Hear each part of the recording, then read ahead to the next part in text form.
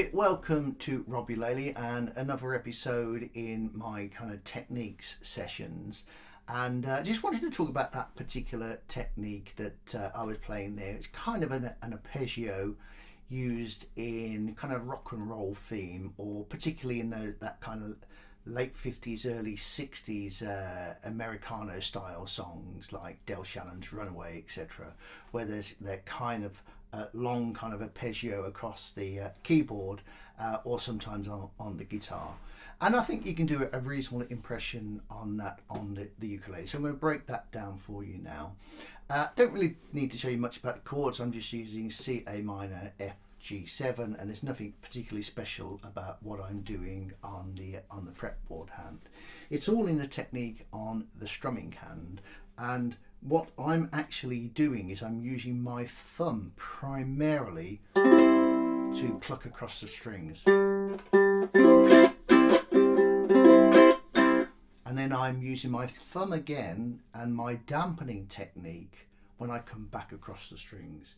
So first one is down with the thumb. I'm not using any of my other fingers. And I'm kind of plucking across all the strings, each string on its own. So I'm not all in one chord. And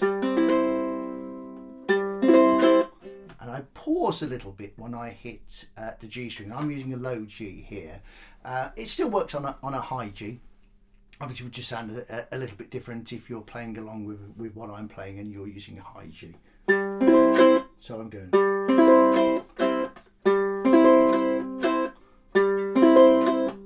So it's kind of a pause on that one, then I pluck the next three strings, so the first, second, third string, and then I come back up with the thumb and the dampener.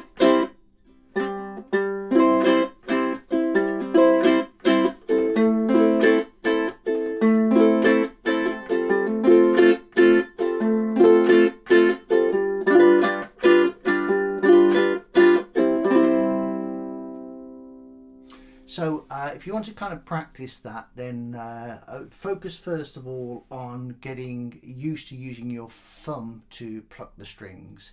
You don't need to hit very hard, nice and gentle. So it's, can you get that action first of all? And then coming back up. If you don't manage to dampen first of all and you just get,